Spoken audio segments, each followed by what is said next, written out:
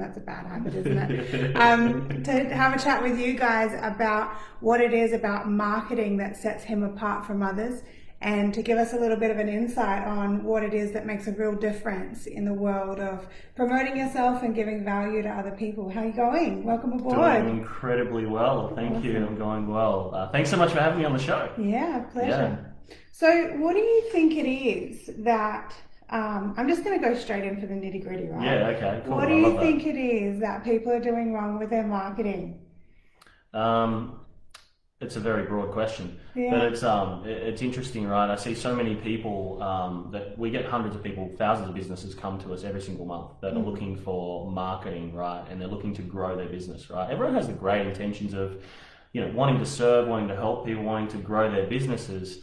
But what we find these days is a real lack of strategy. I think there's just so much out there when it comes to marketing, and probably a lot of people that are probably watching the show as well are getting hit every single day with sponsored posts on Facebook and Instagram and on Google and any external websites that they go to as well. And what I find these days is just a real lack of strategy. Like, people are just throwing money at marketing, hoping that it's going to be able to get them a result, right? So it's like they're boosting, if you take Facebook for example, like boosting posts. Yeah. And no real structure. They're not really focusing on a specific type of person that they're looking for. Yeah. And what do you call that? Like, I know what it is, but for people at home that don't know what to call that, how to educate themselves when targeting a specific person, how would you? Yeah, well, it's like you got to really look at who's your dream customer. Like, who's the one that pays you the most money for your services, respects you as a person, loves your company, right? Who is the person that you're really looking for? So it's like niching, right? Yeah. A lot of people call it niching, or if you're in America, it's niche. Right, so or the avatar. Yeah, avatar. Yeah, these types of things, right? So it's like demographics, psychographics, like heaps of different types of things that are coming into it as well. So it's like too many people are just throwing money against the wall, hoping that it's going to get them a result, and it doesn't, right? But I'd say second thing would be is that sales, right? It's very simple to get leads on social media these days. However, it's like, how do you go taking somebody from a cold person that has no idea who you are as a company, and how do you go turning them into a client, right? So it's like, leads are easy to get, then it's the closing side. What's the process? What's the strategy? And I think sales always comes before marketing, right? People say, oh, you should be focusing on marketing and sales. I put marketing first, thinking that, hey, we need to get more leads to grow our business. Yeah. But it's like, sales always comes first. It's like a big priority. Exactly, right? It's like, you turn the tap on, right? And you're filling a bucket, but the bucket's got holes in it. Yeah. So it's like, how do you go about, you really got to plug the holes first before you start doing the marketing and turning that tap on a little bit more, So really, in terms of where people are going wrong is they're putting marketing before sales, right? Sales comes first. Secondly, they're throwing money against the wall, hoping that something's going to stick. And there's a lack of strategy and tactical, the tactical side as to how I go about converting new clients. Yeah. And although you're the social media specialist here, I myself scale up people in their businesses. And the one thing I really recommend people do is make sure that your avatar or your dream customer is a delight to work with. Yes. Because you're going to spend more time with that person than you are with maybe your partner or your family. Like, you're going to spend more time with your avatar. So you want to really, like, instead of coming to me later for depression and anxiety, make sure that you love your client. Otherwise, you just won't look forward to going to work, And totally. And it took me a little while to realize that, I was tolerating some people so that I could get paid. And when I gave myself permission to say goodbye to those types of toxic personalities, it really opened the door and the space for really healthy relationships. And I love working with everyone I work with now. Yeah. So I get excited to go to work, and I've just got a new office in Northern. I haven't even told you about it yet. Oh, you haven't told me. Yeah, no, it just happened like last night, right? That's so cool. All the goss are coming out live. But yeah, like, love who you work with, love the environment that you're in. The people down in Northern in the yoga lounge are absolutely lovely. Shout out to Teresa, they're putting up with me in the future. Yeah. Sorry in advance, thank you. But yeah, love your people, love your career. If you don't, you're just going to be miserable. It's going to feel like Groundhog Day. What else would you say to people about marketing? What's the success, like the key to success in your opinion? Key to success, consistency. Yeah. It's like, hey, I'm going to go to the gym today and I'm going to walk out looking like Arnold Schwarzenegger. Yeah, no. Yeah, no. It's not going to happen. Yeah. It's like consistency, right? Like people want to know that, like sometimes these are the things that I'm noticing right now.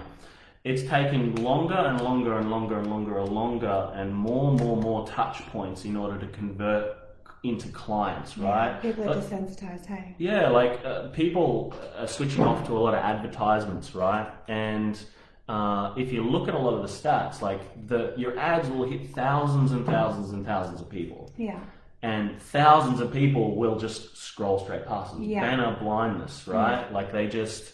And now what it's really taking to be successful in this realm is not like people used to say 5 to 12 touch points. Yeah. Well, in the 90s, was that 95 or something like that? Yeah. But if you look at it, right, people are getting hundreds of notifications on their phone every single week. Yeah. Like everybody gets that weekly reporting on their iPhone at the end of the week, right?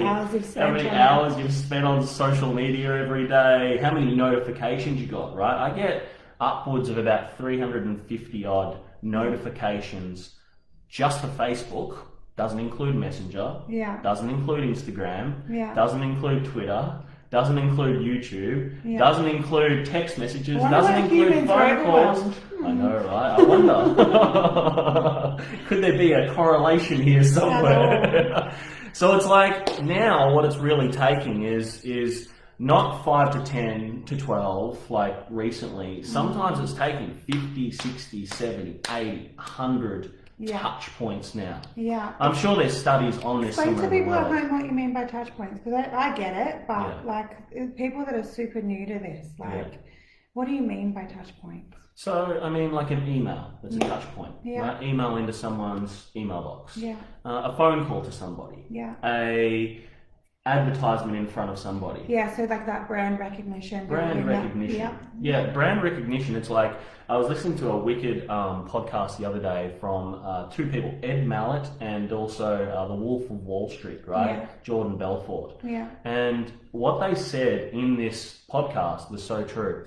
You've got to have a happy medium of both old school and new school when it comes to marketing, when it comes to business growth. And it makes so much sense. So many people are looking for like this, hey, I want to grow my business and I'm going to do paid marketing, I'm going to do Facebook, right? And then they go, I just want someone to buy a product online of mine, and I don't want to speak to them, right? Or I'm afraid of sales, or fear of sales, or whatever it is, right? So it's like you got to have a perfect medium of both old school tactics and strategy as opposed to new school 21st century. Hey, I'm going to place a Facebook ad, and I'm going to make some sales this week. So it's interesting that you say that, because that's a lesson I'm learning this week. Like I have never, believe this or not, right? I have never printed a pamphlet. Never. Ever.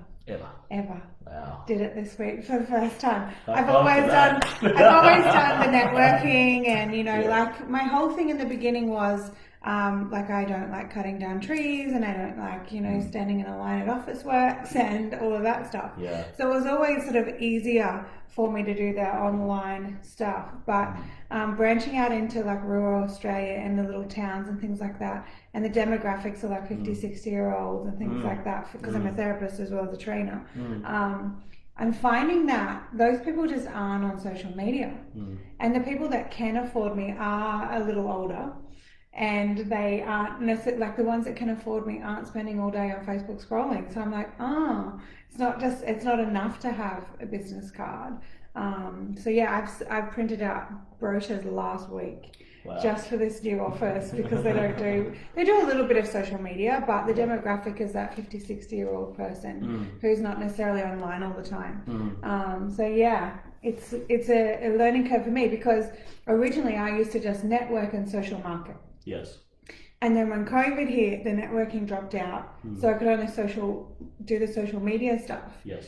And like I didn't know what to do with myself. You've witnessed it firsthand. Like, what do I do now? Like, I Yeah. can't just go, hey, my name's Candy. Yeah. This is what I do. Yeah. And so I've had to put those things in place, like in yoga lounges and things like that for the brochures, because without that, do you know what the situation is with COVID at the moment? Is it like 10 or more people in a room? Do you know what the measure is at the moment? Sorry to put you on the spot. Some venues are limited to 300 at the moment, Okay. but I think it's based on the size of the venue. Yeah, right? yeah, square meters, right? Square meterage. Yeah. So, like, up until recently, I haven't been able to be in a room of more than like 10, 20 people, and I'm used to being in a room of 180, 200 people. Yeah. So I was like, what do I do now? A few hundred pamphlets later, right? But yeah, I'm going to hand it back over to you. What do you think about all the different platforms that are out there? What do I think of them all? Yeah, like, because a lot of people do this thing, and I especially did it, like, hands up, I'll own this one. I would have, you know, like you said in the beginning, you've got to put your sales before your marketing, but I was putting my marketing before my sales, and I was putting so much effort into opening all of these platforms.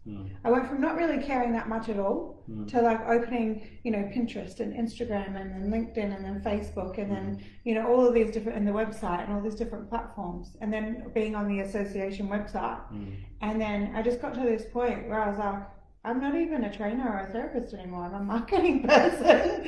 Like, what do you think about that? We are. As business owners, we're marketers and we're salespeople. That's what we are, right? You speak to any successful person, like, and I'm using successful loosely, right? Like, we're talking millionaires, billionaires, people like that. The one thing they know how to do is to sell. Yeah. Right? They know how to market themselves. They know how to get themselves in front of the right people, into the right situations, that type of stuff, right? And part of it is they show up and they're salespeople, right? That's what they are. Yeah. There's a negative connotation around salespeople, right? And you know, yeah, I mean that all comes back from, you know, the old school car yard days where there was no regulations and people used to just come in and just like buy a car, you'd throw a price at it and say, yeah, it's worth that, and really it wasn't, right? They put an extra $2,000 or $3,000 on top of the price, right? But those days are gone now. The competition's there. There's everything easily accessible online now as well. All the platforms, I believe, are great platforms. They all have their benefits. So it's really, my ideal is to focus on a platform, right? For us, we focus on Facebook, Instagram, right? Which now brings in WhatsApp into their group of companies now as well. So you can use WhatsApp messaging with your company now, right? And display your Explain services. a little bit about that, because that's new news to me. Yeah. WhatsApp and Messenger are now. Yeah, so they're both connected. So you can now have like you can monetize WhatsApp in terms of by, you know, someone comes through your marketing campaign and a send message campaign goes straight to their WhatsApp. Yeah. Interesting. I didn't have one of those. Yeah, I didn't know that. So like WhatsApp, this is the thing. So WhatsApp for business now. So there's two. There's the normal WhatsApp, then there's WhatsApp for business now. WhatsApp for business, you can put all your services on it, everything like that. You can add little quick replies as well. So if you get inquiries through, you can just do quick replies and things like that. Like, hey, this is the services, this is the price, etc. Yeah, here's the booking link, whatever it is. You can preempt all of that, which is really, really cool. So I love the platform personally. Facebook and Instagram is my jam. Why do you pick Facebook? What is it that sets that apart for you? Because there's a lot of people out there that'll say, no, you're a business, LinkedIn's where it's at. Like, what is it about Facebook that really promotes itself to you? Is it its user friendliness? Is it its ability, or is it something else? Well, for a few things, right? I do LinkedIn ads, I've done Facebook, Instagram ads, I've done Google ads, I've run it for companies, I've done it for ourselves as well. So it's like, for me, Facebook, you can tell more of a story on it. There's less ability or to like with LinkedIn, for example, we can only use so many words, right? So we can't really tell a huge story around why someone should get access to something of ours. Yeah. Right? You can't tell a story around it. Yeah, and there's like a hashtag limit, and there's and Google's the same, right? Like, you can't run a humongous big, like, long sales letter on Google, right? You just can't on the ad. Yeah. But on Facebook, it gives you that ability to be able to do that. The algorithms give you so many more options for retargeting, like educational type video stuff, engagements in your page, right? Mm-hmm. You don't get these other options on other external websites, you know, like for me, it's about, hey, I want to give you a reason to get access to my thing. Yeah. Right, as a company. Value, These are the reasons why you should do it. If you're feeling stuck right now, you're this, you're that, you're something else, then you should definitely get access to this. But I want to do it in a long form story format to somebody. Yeah. Right? And the other platforms just don't give us the ability to be able to Instagram do used that. to be like that, right? But now there's this IGTV. What are your thoughts on that? I love IGTV. Yeah. Yeah. Yeah. Yeah. Any limitations that you see with it, or? Well, you can't really do paid ads with it, right? I'm a paid ads guy. I love paid ads. If you look at any company that's grown to something significant, they've done it with paid ads. Yeah. You know. And for everyone at home, what do you mean by that? What's the difference between a paid? I know it is. Yeah. But what's the difference between like a boosted ad, for example, and a paid ad? What's it like? You know, either way, you're paying for these advertisements to be in front of somebody. What gives paid ads the edge, in your opinion? Paid ads it's just, to me, giving the edge. You reach more people faster, right? I'm all about speed, right? I don't want to like be posting for the next, like, every single day, right? I don't want to be posting every single day for the next 10 years, and I don't want to see it like reaching maybe like 10, 100, 200, maybe 1,000 people, right? People max, Yeah. Whereas, you know, I can do a paid ad, right? And I can reach 10,000 people a day, right? But I can say to Facebook, hey, these are the outcomes that I'm after. I want conversions. I want people that are going to register a name, an email, and a contact number, so our company can have a conversation with somebody. Yeah. Right? Yeah. Perfect mix of new school marketing, right, and old school techniques to turn more leads into sales. And you mean the social media and the phone call, right? Is that what you mean by old school, new school? Yeah. Definitely. I think that makes a real difference. Like when you're on the phone to somebody, you can get a feel if you gel with them, if the services are really going to work for you. Whereas advertising on social media can be great to find people, but as far as whether it's a fit for you or not, you don't really know until you've had a chat with whoever the service provider is. Exactly. And look, like if you're registering a name, email, and contact number on an advertising campaign, right, you know that someone's serious to a certain degree, right? They're like, okay, this is my problem, right? And if you tailor your ads correctly, right, like it's people that are going to come through, they're going to have that problem, and then it's okay, how would you like to solve that problem now? Right? So we can go from an element where it's like we've got this big problem, and now we would like to solve it, and a certain amount of people that do come through will want to solve that as well. What do you think the biggest, other than consistency, what do you think the biggest mistake people make is? Just like boosting ads. Boosting ads, no consistency. No focus. What do you mean by focus? So they swap and change all the time.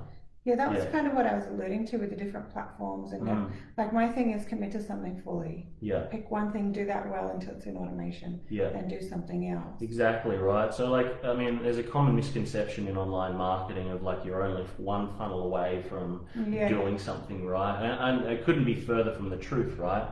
It's like once you've got a funnel, you've got a strategy in place. Now let's like stick to that funnel, let's stick to that strategy and continue tweaking that strategy till I get an outcome, right? And we've got some clients that get thousands of leads every single month, right? Every single month coming through their online campaigns and everything that they're doing, right? It's because we've stuck to the one strategy and we've scaled that one strategy. What happens over time is you'll tweak little bits. So you'll automate it and it'll be fine for months on end, right? And you won't have to do anything to it. I don't think I've changed my own copywriting on my own ads for about 12 months, you know? Like, I just never needed to. There's points where we'll have to go back in and refresh things a little bit more, definitely. But, you know, when you're getting a result that Yeah. you're after, you just continue doubling down on If it's that. not broken, don't fix it. If it ain't broke, don't fix it. Don't fix something that's broke. Yeah. And look, we've seen it, right? Some people have gone in and they've had something working incredibly successfully, and they've gone, oh, I'm going to change it all, revamp it all, and then it broke again. Yeah. You know? So then you got to go back to phase one again after all of these changes and tweak it all back in again. Yeah. So what have we got? We've got focus, consistency, not boosting posts. What else is there? What else are people doing wrong? Or what are people doing right? The people that are really like going for subcategory niches, right? What do you mean by that for everyone? So let's say, for example, right, like maybe somebody helps business owners to grow. Yeah. Okay. Business owners is still very, very broad as a word. So then it's like, okay, cool. Everybody's targeting business owners. Everyone's targeting these guys currently, right? So it's like, okay, how do I differentiate myself from that? You can start looking at subcategories of business owners.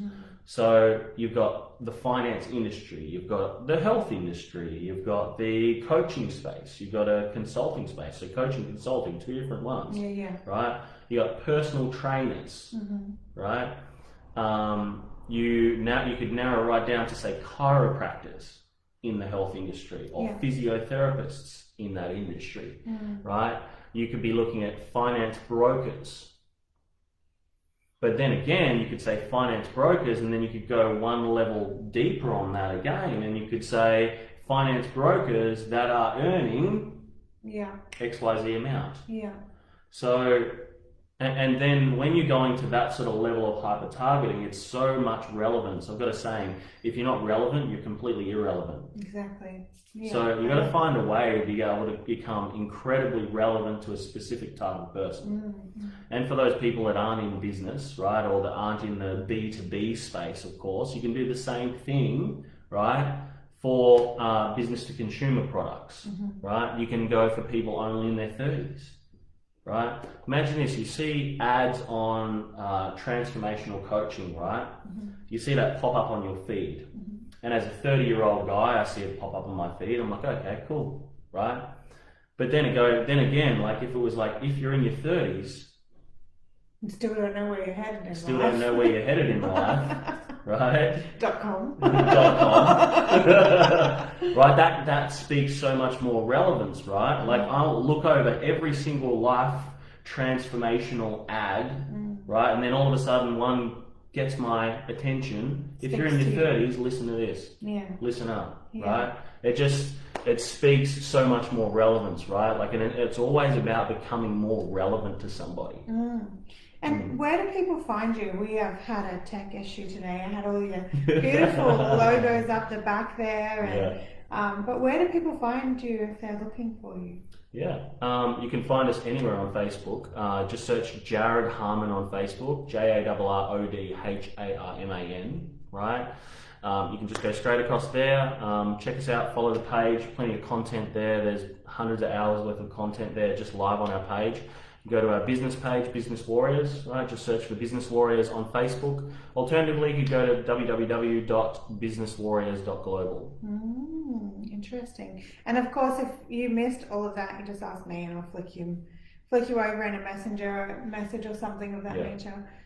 What is it that if you could have every business owner know, I should say every struggling business owner, because if they're not struggling, they won't be interested in chatting to you because they'll be too busy to chat to you. But if they're struggling a little or a lot, what is it, like if you could leave them with one thing to have them figure it out, what do you think that one thing would be the difference? The one thing. Alright. What do you So think anything at all. Yeah, what do you think trumps everything? Like what I think, like you've said it to me a few times, just show up. But, you know, anything like that, what do you think?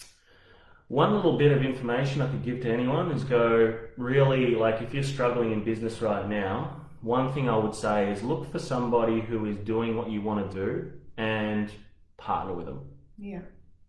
Find a way to partner with them. Because, I mean, you could go and you could figure it all out yourself, right? You could learn sales, learn marketing, do all this sort of stuff, right? I think the fastest, quickest way for someone to really start changing, mindset to grow their business, to be able to learn the stuff that's necessary, find somebody who's already doing what you're wanting to do, find a way to partner with them. Yeah. Does it have to be exact? Because I feel like, is that something you do? Yeah. Yeah. So like, I've done. You've got really, really great with the funnels and stuff, and then you've got Serena on board, who's really, really great with all the tech and all of the logistical stuff. Yeah. Is that what you guys did? Was she already doing the same thing as you, or? No, Serena was a client of mine for 12 months. Okay. Yeah. So she was running business detox retreats. She had a multitude of other websites that she manages and runs, and she's run incredibly successful as well. Yeah. So she was a client of mine for 12 months, and she learned everything from me, marketing-wise, copywriting, how we operate, went through our training, all that type of stuff. And I was looking for somebody to team up with, right? So she was, we opened up conversations and ended up working together, because one of her main businesses, which was an events company, obviously shut down when COVID hit as well. Yeah. So she was running a lot of retreats in Bali and New Zealand. So both those places are shut down at the moment, and no one can fly in and out. Yeah. So she's been working with me since, and it's been great having her on board as well. So, what do you think the biggest fears are with people that do pair up and team up? There's a lot of misconceptions around business partnerships, and a lot of people say, "Oh, don't go into partnership with this person," or "Don't go into partnership; it never works out." My therapist brain just hears trust issues, but what do you think about overcoming those things? Transparency. Yeah. Like honesty, good communication, right? It's just, it's very simple. Like honesty, communication, being upfront, no beating around the bush. If something's up, say it, right? Don't hold it in, right? It's general, like grown up stuff, right? Just being a grown up, being a real person. Yeah. Right, communicating. If you're feeling down one day, just say I'm feeling down one day, right? Everyone goes through it. So it's just being completely upfront, honest, and we from time to time annoy each other, right? It happens. we're all humans, right? Yeah. So it happens, but we move on. We say what we want to say, and then we move on, right? And we're all sweet 2 seconds later. So I hear resilience in there as well. Resilience. Like a lot of people will have like an off day, and then that's it. They're going their own way or whatever. Yeah. But I can hear that there's like that consistent agreement for the long-term outcome that it needs to be strong enough to keep you motivating back together. Yes. Do you have any examples of people that have come together in like coupling professionally and have worked out really well? Like I have a few come to mind, like Tony Robbins started doing really well when his wife started in there as well. And, well, they've got the partnership Madonna's International, right? I think it's Madonna's or Madonna's or something like that. Yeah. Robbins Madonna's training or something like that. So they've got that partnership there that's running successfully. Yeah. They kind of blew up when they come together. Like he wasn't, he was already millions in. Like he was so struggling and everything. But he kind of blew up when he had that balance of masculinity and femininity. Yeah. Because the people that considered him to be too masculine started to change their perspective when he became that team. And he's got that balance of masculinity and femininity, like it's getting soft in his old age. Is the good joke that's out there. And I say that in a good way, like, he was a little hard and a little brutal in people's opinions.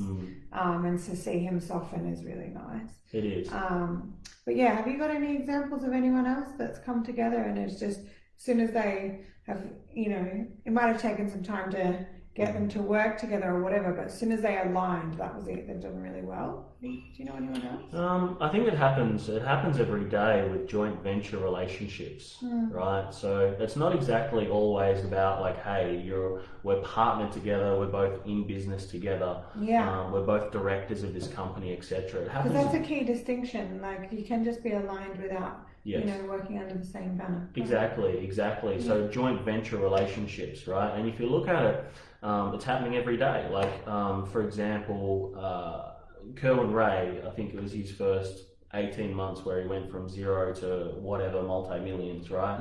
Large percentage of that was done through joint venture partnerships. Yeah, cool. You know? That's really nice. Obviously, Tony Robbins and the Madonna's training company, right? Yeah. They do millions and millions and millions and millions of dollars, right? It's a partnership, right? The Robbins brand, Madonna's brand, right?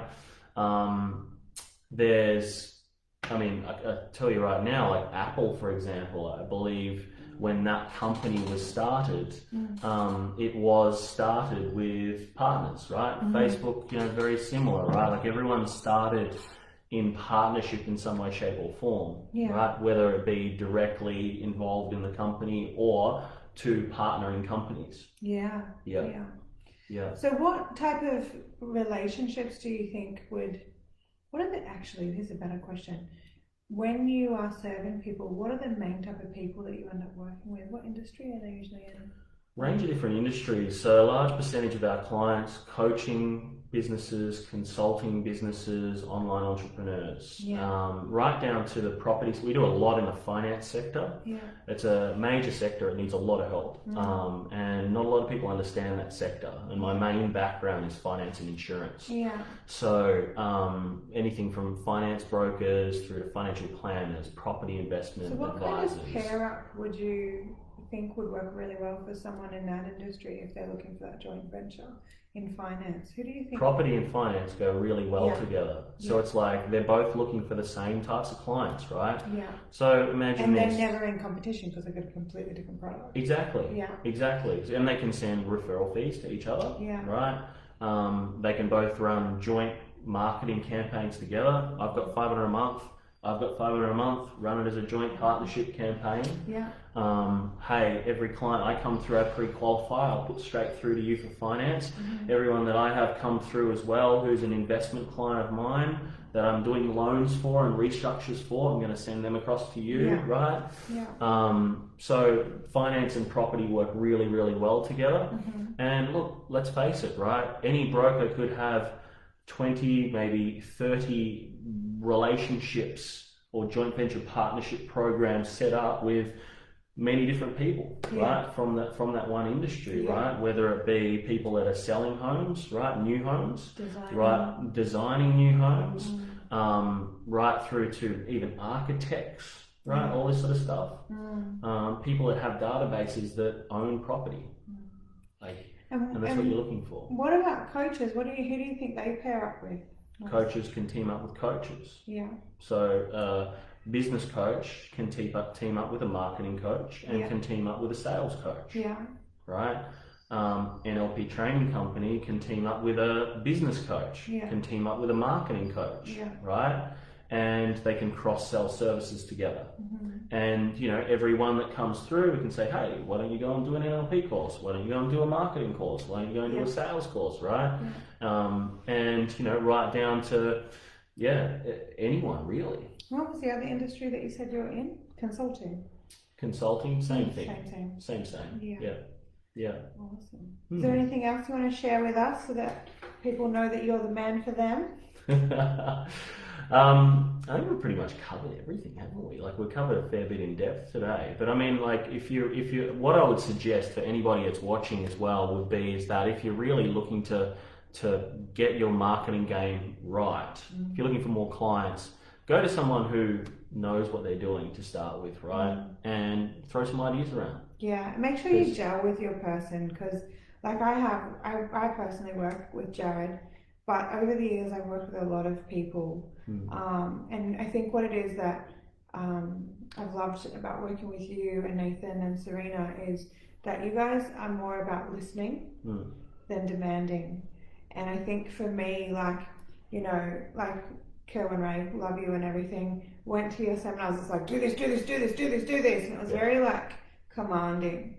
And 95% of it I'd heard somewhere before. I was already implementing in some way, shape or form, and I didn't really want to listen to a 7-hour video just to get that one little piece of information that I required. And I've worked with, you know, a whole heap of different people, and it's all the same thing. It's really, I'm too busy, I don't have time for you, just do these things, here's the 72 steps. I already know 67 of them. You know, and what I loved about working with you is it was really, you would ask succinct questions that would specify where I was already at. And then give me the one bit that I needed. Instead of, oh, watch these 14 1-hour seminars and maybe the answer's in there somewhere kind of thing. You know, as an owner and a founder of a training academy and a therapist and a mom and a partner, like, I don't have time. Like, here, watch this 4-hour seminar.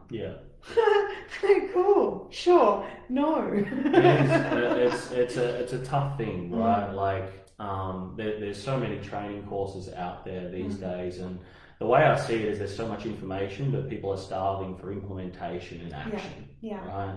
So it's like when they go through a marketing course, for example, they're like, yeah, I understand bits of this, but like, how do I put it together? Right? How do I formulate it as a plan for me? Because let's face it, like a lot of the marketing programs are like, here's your target marketing, here's your funnel, here's your tech, here's your all this sort of stuff, right? And then when you've got a question, you post into a group, right? Something. And it's very depersonalized, hey? Very depersonalized, very, very depersonalized. But my experience with Jarrod was beautiful. Like, clunky in the beginning just because I didn't understand the concepts that you were trying to show me. But generally speaking, you always knew what the next step was.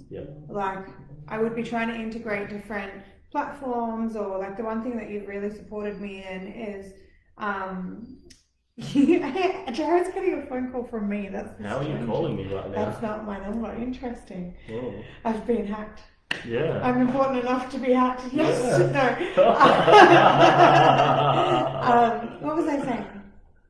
You were talking about the concepts you didn't understand. I'd be bringing together different platforms to integrate or different ideals, and I'd get everything set up and so close to working, like our website integration and Google and things like that, and everything would work to a certain degree. But I was doing so much double handling and so much hand over hand, like pulling leads from here, manually putting them in there, all of this kind of stuff, and then just, you know, 5 minutes on the phone with you and my stuff just worked. And I was like, oh. It's like Merlin, right? The wizard. Like. The clouds open up and I have integration. Oh my God. And knowing also which platforms really are going to serve me, which ones, you know, like I've gone through and a lot of my platforms were charging me 2-3 times more than what they needed to. And I've found platforms that do the same thing for less, all inside of your facilitation. So, amazing. Looking forward to working with you in the future a lot more as well. I'm gonna go ahead. Same here. Looking forward to working with you more too. I'm gonna sign out here, guys. Thank you. If you have any questions, feel free to pop them in the comments below, even if you're watching the replay, because we will see them and we'll get back to you. If you need to find Jarrod, you feel free to flick me a message and I will hand you over. And thanks for tuning in, guys. Thank you so much, everyone. Awesome. Bye for now. Bye.